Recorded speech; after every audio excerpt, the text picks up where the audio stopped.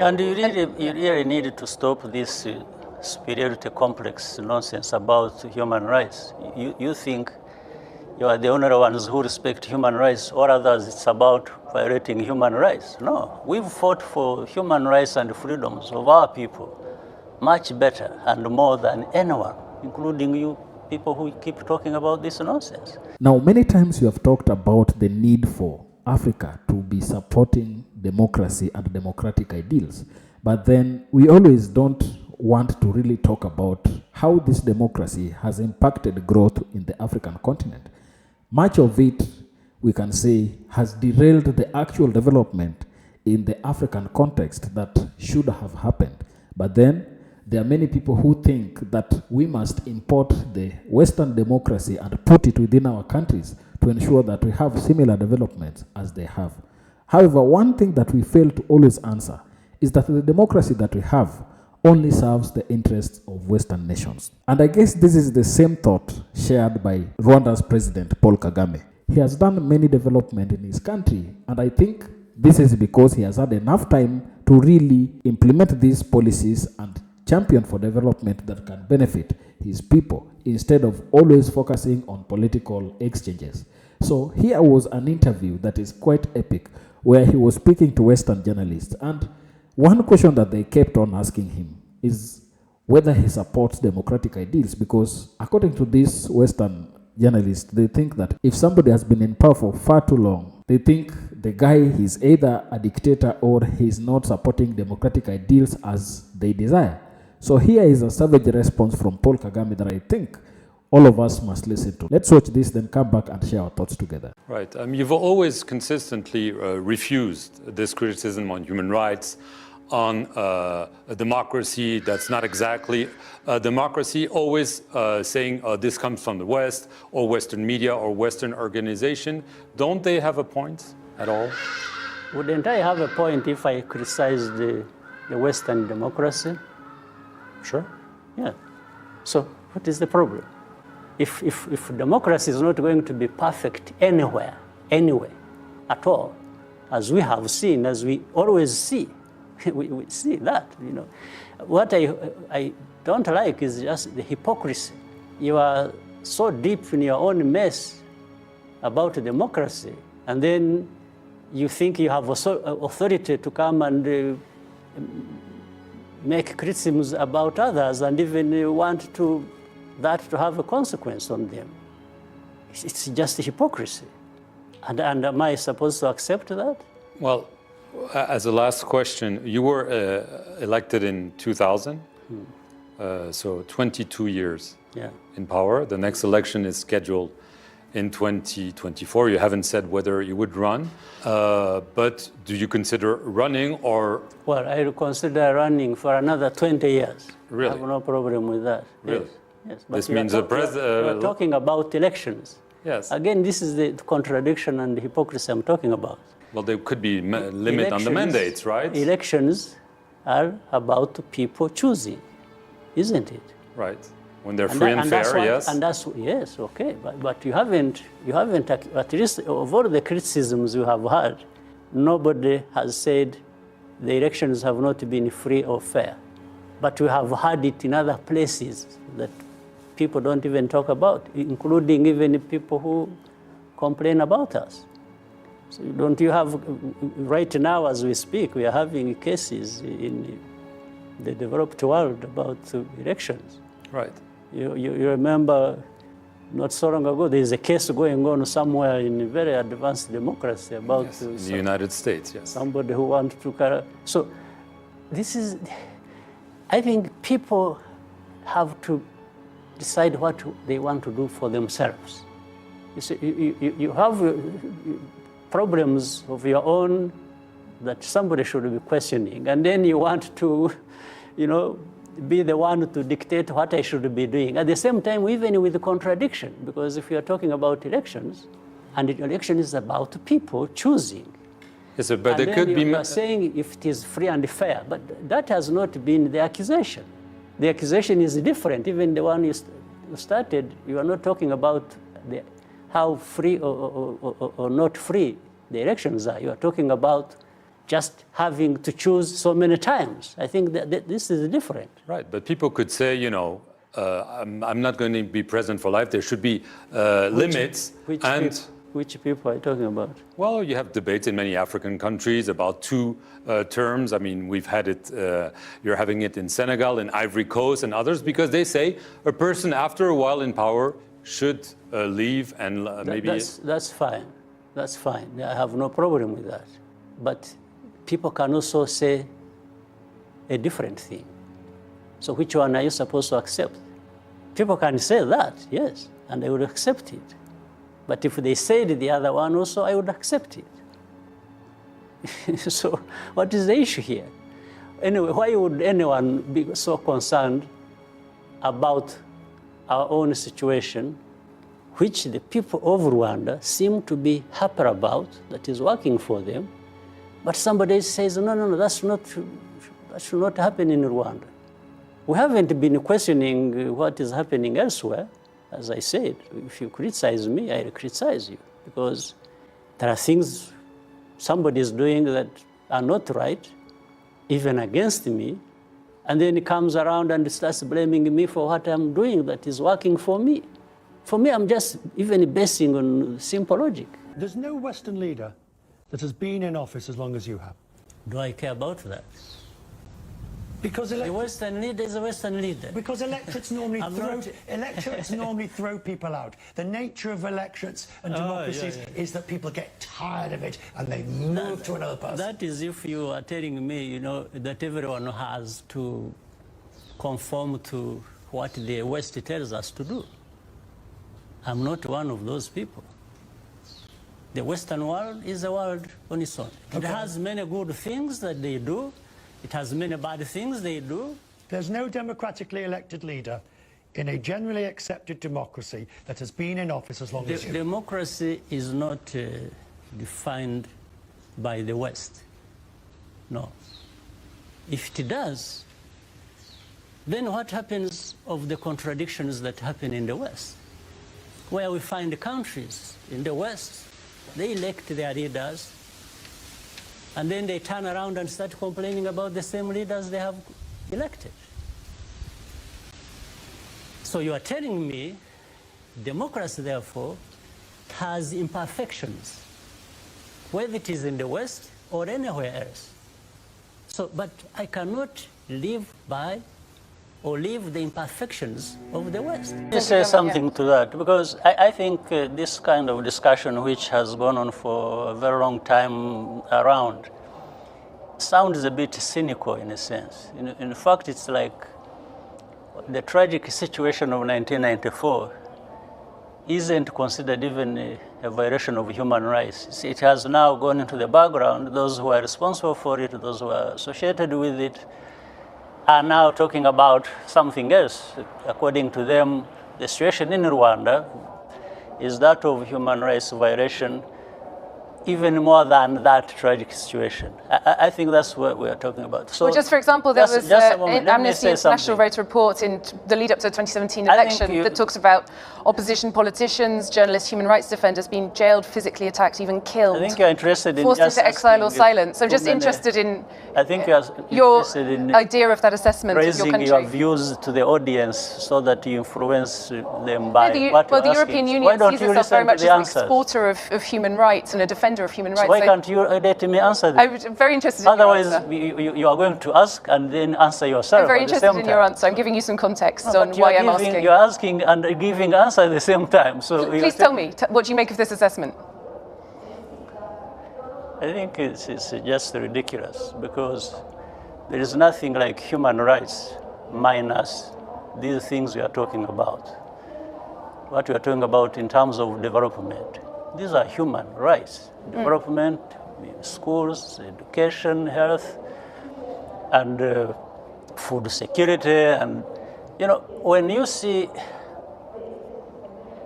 now the level of poverty has decreased almost by 60%. So these people, these human beings with improved lives and participating in that themselves to improve their own lives, gets lost in what the whole list you've been spelling out as if, you know, what is in Rwanda is really hell. In fact, forgetting the hell that we have gone through, that we stood against and sorted out when you were there just talking about more or less nonsense. Because do you reject the accusations, for example, from Amnesty International? Absolute rubbish. You reject Rwanda that? is completely different from what it was 25 years ago. In fact, maybe you need to be looking around in Europe.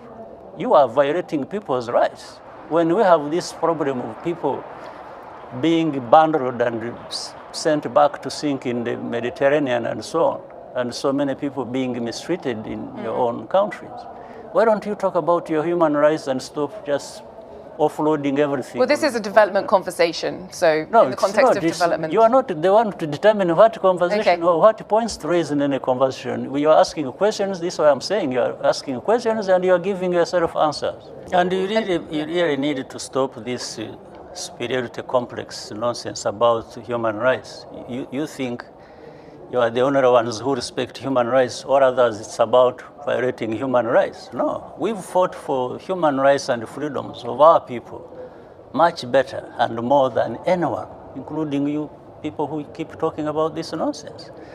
Where we have taken our country from and where it is now speaks for itself. The rest of the stories just comes from this complex. You know, these two worlds where there are people who know everything about human rights and all kinds of things, and another world where people are just people who don't know. But these are our human rights. It's not, when we respect the things we respect in our countries, it's not for you, it's not for anybody else, it's for ourselves. Is it not so universal? You don't sit there. Yes, it is universal, but you don't sit there. If it is universal and you believe it, then you don't become the judge yourself. You don't start telling the others what to do, what they should not to do, or that what they are doing is not to your satisfaction. Who are you? Well, I'm not sure if we're talking about me personally. Well, you are the one actually raising these questions. So I think you better interpret it properly so that it is well understood. Okay. I could see you asking questions in a manner that you want to influence the ones listening to us. But that's not correct. Okay. Yeah. I'm raising it once again in the context of the United Nations Development Goals. No, United Nations is us. You see, United Nations is not something alien somewhere else. Yeah. It's actually us. We participate. And the framework for this entire development. And by the way, I had been leading the Millennium Development Goals before Sustainable Development Goals. I was the co-chair of that, with other leaders and some of the leaders in Europe. So you don't turn around, it's like you want... So you believe that there should be scrutiny on human rights in Europe, in Africa, No, in I believe that you shouldn't be there belittling Africans or leaders of Africa who are trying to... Oh no, but the conversation about migration is a real conversation about human rights. So you believe that there are valid human rights concerns to be taken into account in this conversation? Even in Europe, not in Africa. Not in Africa? In Europe.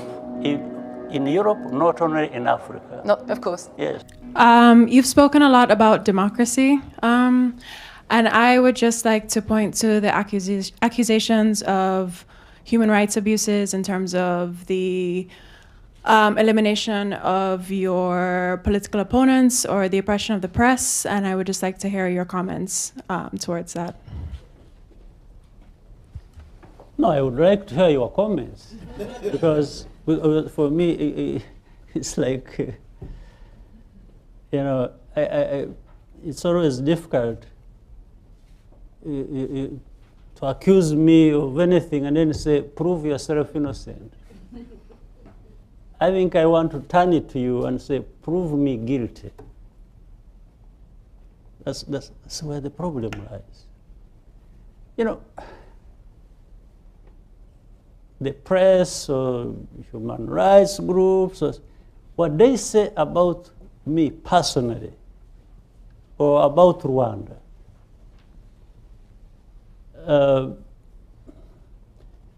when you are in Rwanda and are dealing with these decent human beings also in Rwanda, and they tell you their own stories, you won't trace even 0.001% of what they're talking about. Oh. The real life there is completely different from what the young girl is talking about. Absolutely different. But people will stay here, will be here in the US and wherever, and they've never even been to Rwanda, they've never met Rwandans. The real Rwandans, they are there. Rwandans are there. The real people of Rwanda who are no different from you, what you aspire to be, to have, to do, they are no different. But it's as if Rwandans, Rwanda is treated like a botanical garden where you just go and water flowers and, you know, no, human beings like anyone in this room. Absolutely. So these so-called human don't know what. I tell you, half of my life I've been living in the trenches, not sure of living to the next day. I didn't fight to be the president of my country. Never. It came by accident, I think. So I was fighting for my own rights, which anyone in any human rights organization could not give me. And even now cannot give me or cannot give Rwandans. So it's cynical and absurd that anyone would just be there talking about violations, you know, me as the leader of my own people to be accused of violating their rights. It's just an absurd insult. Now, I think that is some good response that Paul Kagame has given to those journalists. Some of these journalists are always given talking points to come and attack our presidents and give them some hard questions that they think we as a people cannot answer. And I think President Paul Kagame has told them that all that you're doing is rubbish. Don't teach me about democracy. When it is in Africa, you call it democracy. But when it is in your countries, you call it leadership. For example, who has ever questioned the monarchy in United Kingdom? Who has ever questioned that that family has been in power for far too long? Who has ever wanted them to be deposed? While many British citizens may say that that position is burdening the taxpayers, the organized system within the British system does not really want to hear anything of that. So we must really be able to be fair when we are kind of judging ourselves. I think I've always talked a lot, especially in this channel, about the issue of democracy and Africa. For me, I feel like democracy that we're talking about in Africa is not really democracy. First of all, it has been hijacked by Western nations to really install their puppets to ensure that they continue controlling African affairs. And if any leader rises up and is not willing to toe the line of these Western nations, they're always ready to brand them any name. So this call for democracy in Africa by these Western people, for me, I always feel like it is misplaced and it is something that we should not even pay attention to.